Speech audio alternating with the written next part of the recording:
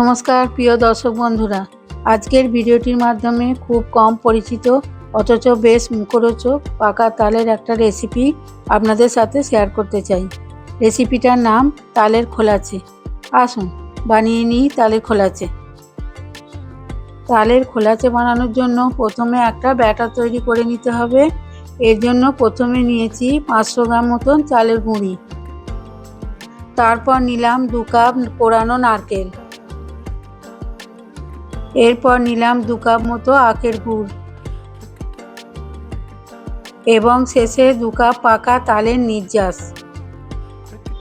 অল্প একটু নুন দিয়ে সমস্ত উপকরণ ভালোভাবে মিশিয়ে ব্যাটার তৈরি করে নিচ্ছি। এখন ব্যাটারটা তৈরি হয়ে গেছে। এবার গ্যাস ওভেনের ওপর একটা তাওয়া বসিয়ে অয়েল ব্রাশ করে নিচ্ছি। গ্যাসের ফ্লেম মিডিয়ামে রাখলাম। তৈরি করে রাখা ব্যাটার থেকে অল্প অল্প নিয়ে গোলাকার চ্যাপটা চ্যাপটা খোলাচে ভেজে নেব।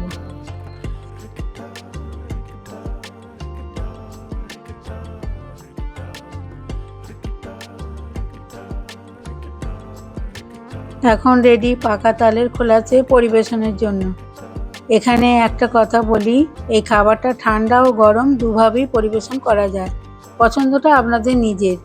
যাই হোক, প্রতিবারের মতো পরিশেষে আবার বলি, রেসিপিটা পছন্দ হলে প্লিজ আমার চ্যানেলটিকে একটা সাবস্ক্রাইব করবেন এবং অবশ্যই কমেন্ট দেবেন, সে পজিটিভ বা নেগেটিভ মতামত যাই হোক।